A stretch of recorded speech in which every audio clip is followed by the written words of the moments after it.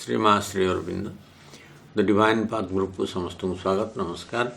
आज आम गोटे नुआ अध्याय आरंभ करवा। तीन chapter God man nature man in the universe the eternal and the individual ये तीन चैप्टर कंप्लीट कला परे आम आज ट्रिपल ट्रांसफॉर्मेशन बा त्रिविध रूपांतर दिव्य जीवन ग्रंथर द्वितीय बुक 2 पार्ट 2 अध्याय 25 चैप्टर पेज 922 CWS आज आलोचना आरंभ करवा आज ये लंबा चैप्टर ये बहुत प्रैक्टिकल अप्रोच रही विषय को जीवा पूर्व श्रीरमनगर अन्यत्र यही संपर्क में लिखाई गोटे जोड़े फंडामेंटल मौलिक कॉन्सेप्ट आम डेवलप करवा तापर बही भितर प्रवेश करवा। श्रीरमन कहते जो मौलिक आवश्यकता रही the fundamental realisation of this yoga are एक the psychic change so that a complete devotion can be the main motive of the heart and the ruler of thought, life and action. ये साइकिक चेंज होची प्रथम कथा चैत्य परिवर्तन एवं devotion गोटे complete devotion मूल मोटिव होकर हृदयर एवं थॉट रो लाइफ रो एक्शन रो रूलर होकर शासन होकर शासक होकर तेणु चैत्य परिवर्तन द्वारा गोटे डिवोशन हृदय गोटे devotion that the complete devotion can be the main motive of the heart and the ruler of thought life and action. Second step रे द अवतरण पीस पावर लाइट इत्यादि अवतरण उच्चतर चेतनार through the head and heart into the whole being occupying very cells of the body समग्र सत्ता शरीर समस्त जीवकोश को संपूर्ण भाव में अधिकार करिवो पीस पावर लाइट एसेट्रा जा जा स्पिरिचुअल ट्रांसफॉर्मेशन संबंधी कथा। तृतीय रे the perception of the one and the divine infinitely everywhere the mother everywhere and living in that infinite consciousness. तो one and the divine one and divine infinitely everywhere सब आड़े divine को एकमेवा द्वितीय जो कथा हम पढ़ुले आगु सबुआड़े सर्वत्र अनुभव करवा उपस्थिति माँ को सबु जगार अनुभव करवा एवं से अनंत चेतना रे बास करवा। ये जोड़ी तीनोटी कथा जो कहले सिटी प्रथम साइकिक चेंज द्वितीय रे spiritual change descent of peace light Anand etcetera तृतीय रे भगवान को सर्वत्र अनुभव करवा सी जे निर्विशेष परम ब्रह्म सी सबुआड़े सर्वव्यापी सद्वस्तु सी सबुआड़े उपस्थित रही तो सबुआड़े अनुभव करवा माँ प्रेजेंस को अनुभव करवा ये श्रद्धार सहित हृदय डिवोशन धरिक भक्ति भाव धरिक एक समर्पण भाव सहित जीवन बंचवा आ मेन मोटिव हो जीवन मूल उद्देश्य से रही तेणु जो तीन रियलाइजेशन कथा ये कहते ताको आउ टे अन्य भाषा कहते the realisation of the psychic being and consciousness are the divine element in the evolution. तो ये जो साइकिक बीइंग रो रियलाइजेशन ऑफ द व्यक्ति साइकिक चैत्य सत्ता को ता भीतर चैत्य सत्ता को से अनुभव करिवो से चेतना को अनुभव करिवो माने इवोल्यूशन से जो डिवाइन एलिमेंट हिसाब रे हम भीतर से रही। द्वितीय रे the realisation of the cosmic self which is one in all सी जो कॉस्मिक सेल्फ को हम पढ़ी कॉस्मिक इंडिविजुअल ट्रांसेंडेंट तो सी सबुआड़े से कॉस्मिक सेल्फ ताको अनुभव करवा। तृतीय रे the realisation of the supreme divine from which both individual and cosmos have come out of the individual being जीवात्मा are the eternal portion of the divine शाश्वत सत्य रूपे शाश्वत अंश रूपे भगवान कर जीवात्मा सबुआड़े पूरी रही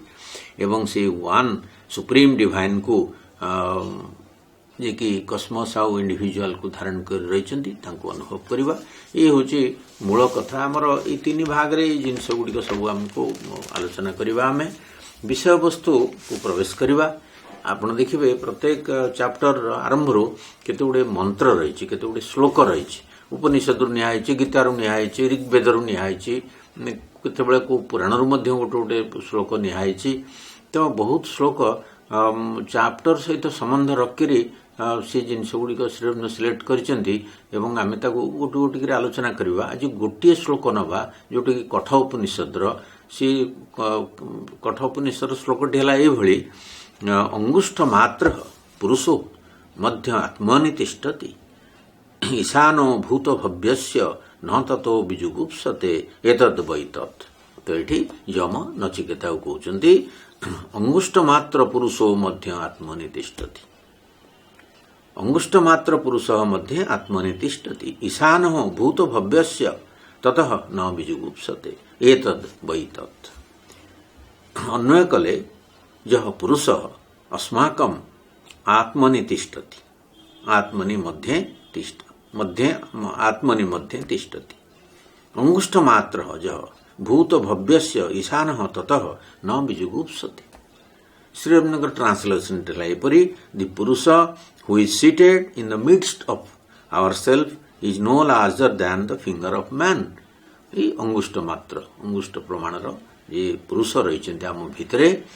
ही the Lord of what was and what shall be जहा भूत जहा अतीत एवं जहा भविष्यत ये सब रहे से प्रभु जो पुरुष अंगुष्ठ प्रमाण आम मध्य समासीन हो रही जहा हो सारी जहा हेबाकू बाकी रही हवाकू जाऊँगी से सबुर से प्रभु अटंती he the Lord of what was and what shall be him having seen one shrinketh not from aught nor abhorreth any this is the thing thou seekest. तो ये से प्रभु ही रही जानला परे केही किछि भी निजको संकुचित करनिए नाही काहाकू भी घृणा करे नाही यह होची जहाँ तुम्हें जानिबा को चाहुछ नचिकेता कहउछन जम तेणु आत्मा को जानिले सी विजुगुप्सा बा जुगुप्सा तार रहे नाही संकोच संकुचित भाव रहे नाही श्रिंकिंग भाव रहे नाही तेणु सी जे भूत आ भविष्यत सबुर से लॉर्ड तांको जानिले व्यक्ति कौन सी प्रकार संकुचित हुए ना ता अर्थ से सबुर श्रिंकिंग न करी से फेस कर सबको ये हूँ भाव आत्मार ज्ञान हेले ये पैराग्राफ 1 आम मोटामोटी भाव में आलोचना करवा एथरक बेसी आम ओडिया उपर गुरुत्व दबा कौन विषय वस्तुटी रही ओडिया आलोचना करवा ये कहते if the intention of nature in the evolution of spiritual man to awaken him to the supreme reality and release him from herself, from the nature or from the ignorance she has masked herself and the power of the eternal by a departure into a higher status of being, else where if this step in evolution is a close and an exit in the essence her work has already been accomplished and there is nothing more to be done। मूल कथा देखा ये कहते आध्यात्मिक मनुष्यर विकास रे विकास हो जदि प्रकृति एकमात्र अभिप्राय होता है जे आध्यात्मिक मनुष्यटी को विकास करे आनिम तेबे ताको सी जे सुप्रीम रियलिटी जे परम सद्वस्तु तार भूमि को जागृत करनेबा पुण कौन ना ता निज ठारू बा अज्ञान ठारू मुक्त करदेबा से जी परम सद्वस्तु से भूमि मध्य को ताको आवेकन करदेबा एवं ता निज ठारू एवं अज्ञानता ठारू अलगा कर मुक्त करदेबा प्रकृति एटा करिवो जदि आध्यात्मिक मनुष्यर विकास जदि आध्यात्मिक मनुष्य को विकसित करे आनिम जदि प्रकृति एटी मूल लक्ष्य होता है तापरे ता निज ठारू भी प्रकृति कबल ताको मुक्त करदेबा अज्ञानता मुक्त करदेबा जो परम शाश्वत शक्ति रूपे प्रकृति निजको मास्क करके रखी प्रकृति गोटे आचारी माने छद्म रूप से कार्य करुच्ची अकल्ट वे कार्य करुच्ची परम शक्ति शाश्वत शक्ति हूँ प्रकृति सी ताधर मुक्त करदेव निज व्यक्ति को साधक को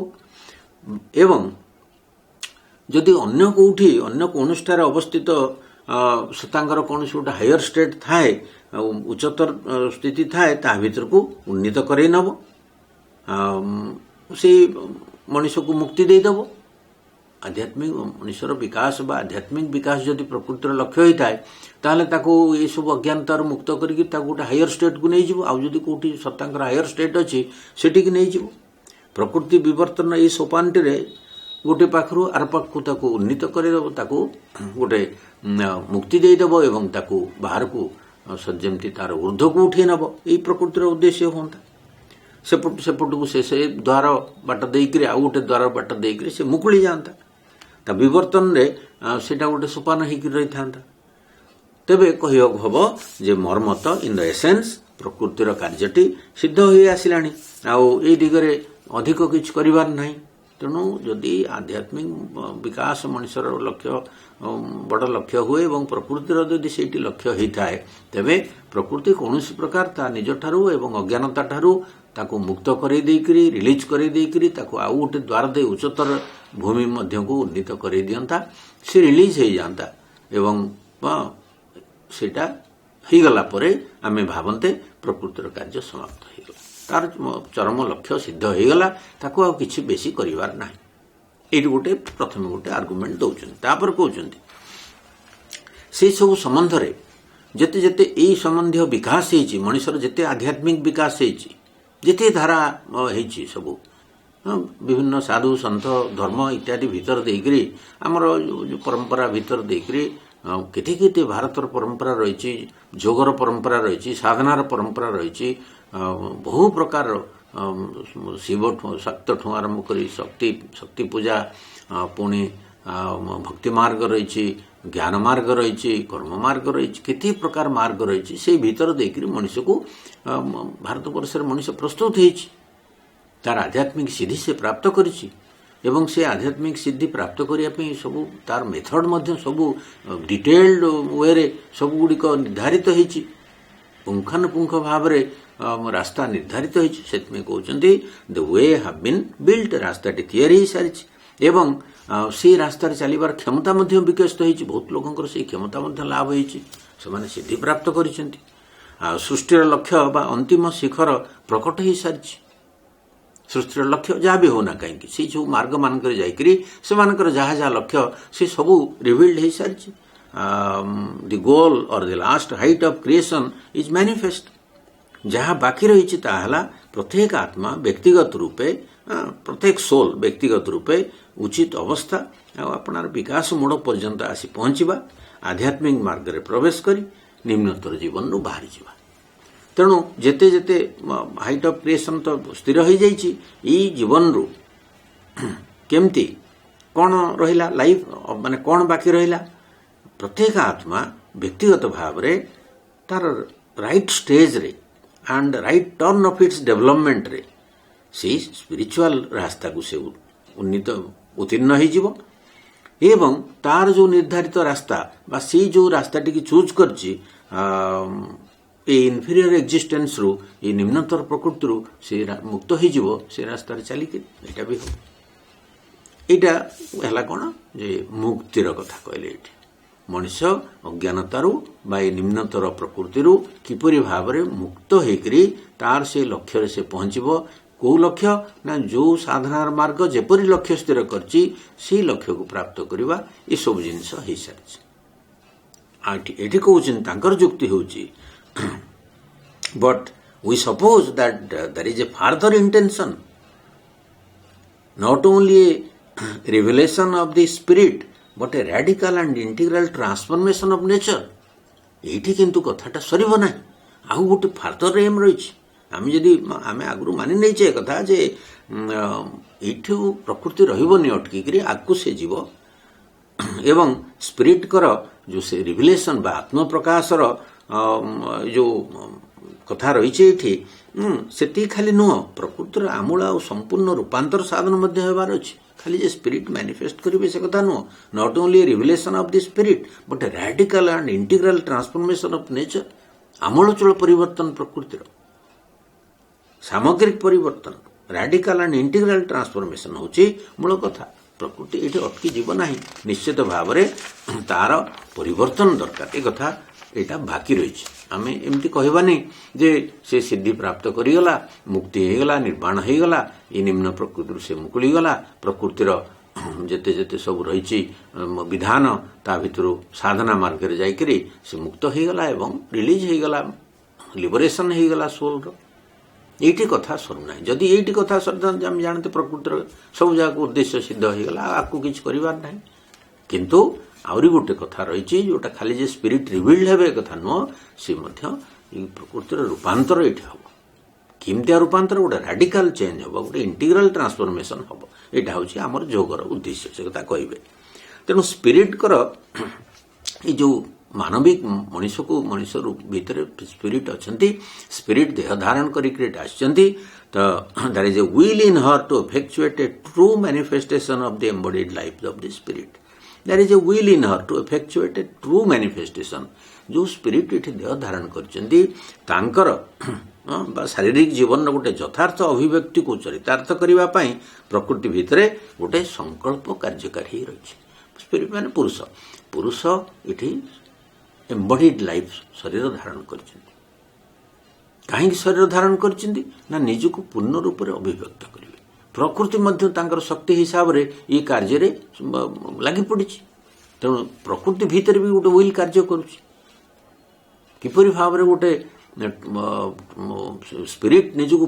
परफेक्ट वे रे रूपांतर प्रकाशित करेंगे तांकर आत्म प्रकाश हम ये भाविया कथा आउ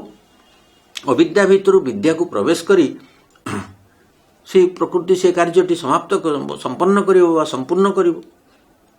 एवं तार मासटा रहिबनी मास को काढ़ी फिंगी दब गोटे ज्योतिर्मयी चित्शक्ति रूपे निज को प्रकाशित करिवो प्रतिष्ठित करिवो तो से जो कहते गोटे luminous consciousness force carrying in her the eternal existence and it's universal delight of being जो चित्त शक्ति सचित तपस आनंद सी जे चित्त शक्ति से भीतर बहन कर चलती से इटर्नल एक्जिस्टेंस को सत आस्पेक्ट को एवं आनंद आस्पेक्ट को देखो सेंटेंस टीम जाइए सी तार मास्क को throw away off her mask and to reveal her self as the luminous consciousness force carrying in her the eternal existence से भी सत को बहन कर चलती एवं आनंद को मध्य डिलाइट ऑफ एक्जिस्टेंस को मध्य बहन कर चलती यूनिवर्सल डिलाइट ऑफ बीइंग को तेणु सीता को प्रकाश कर विश्व आनंद को से बहन कर चलती से इटर्नल एक्जिस्टेंस वा से शाश्वत सत्ता को से बहन कर चलती तेणु एथुर स्पष्ट हो जाउची जे एपरि किछि अछि जे जहाँ एपर्यंत उपलब्ध होई नाही ये संभावना रूप रही उपलब्धि होई नाही एठी आहुरी अनेक किछि बाकी अछि भूरी अस्पष्ट कर्त्रम ये गोटे उपनिषदर वाक्यटी ये भूरी अर्थ जमती कहवा गोटे असंपूर्ण हो रही माने भूरी माने एमती भेग भी हो पारे बहुत भी हो पारे अबंडांट अर्थ रही पारे बहु जिनस अस्पष्ट होकर करने अच्छी से तो ये श्रीरामदायी कोटेशन संस्कृत तीन शब्द नहीं तो आरोहण लगे आउ गोटे शिखर रही there is something not yet accomplished आहरी बाकी रही भूरी अस्पष्टम कर्त्रम बहुत कथा रही करिवार गोटे विस्तार रही जहाँ को अंतर्दृष्टर चक्षुरे आविष्कार करिया हम यहीपरी कथा सबू आम करिया हम ये मिशन रूपे प्रकृति नहीं सब आसी स्पिरिटर इंटेंशन को प्रकृति ये कार्यकारी करेब आमरी जो एम्बॉडीड लाइफ अच्छी स्पिरिट कर जा अर्थ आमे जो मनीष तांकर ही मैनिफेस्टेशन तांकर अभिव्यक्ति आत्म प्रकाश धाराटी को से आम भीतर अभिव्यक्त कर चली परफेक्शन दिगरे चली आमको जंत्र करके आमको से माध्यम करके निजको प्रकाश कर तो मनीष है से इन्स्ट्रुमेंट जे कि प्रकृति को प्रकृति भीतर देकर बढ़िबो एवं स्पिरिट कर उद्देश्य जो मूल उद्देश्य रही जे गोटे डिवाइन लाइफ एटी प्रतिष्ठित हम से जिनसटी प्रकृति भीतर दे पुरुष कार्यकारी कराउछन्ति आहरी आहरी शिखर रही आहरी आहरी उच्चता रही बहुत किसी हवा बाकी अच्छी बहु शिखर आरोहण करने बाकी रही आहरी कहते डेणा लगे आहरी उड़वा बाकी रही भौतिक विश्व रे आध्यात्म सत्ता आत्म प्रतिष्ठा होगा बाकी रही तेणु ये सब जिनस गोटे श्रीरामदायी उपस्थापित करुचंदी जे प्रकृतिर कार्य से रिलीज कर देकर व्यक्ति सोल को सरीजीव नाही तार बहुत दायित्व रही कहीं से भितर से इटर्नल एक्जिस्टेंस आउ यूनिवर्सल डिलाइट ऑफ बीइंग को बहन कर चली प्रकाशित कर संपूर्ण भाव लीलार से आनंद भितर शाश्वत निजको पूर्ण रूप से प्रतिष्ठित करेंगे ये हूँ आमर एजेंडा आमे परवर्ती अधिवेशन रे पुणी आलोचना करवा कौन कौन आम दायित्व इधर बहुत प्रैक्टिकल कथा रही ये ट्रिपल ट्रांसफॉर्मेशन भीतर देकर आम साधना चलो तो मु समस्त अनुरोध करी समस्ते चैप्टर टी मूल शेष जाए अनुसरण करेंगे तो समस्त नमस्कार धन्यवाद।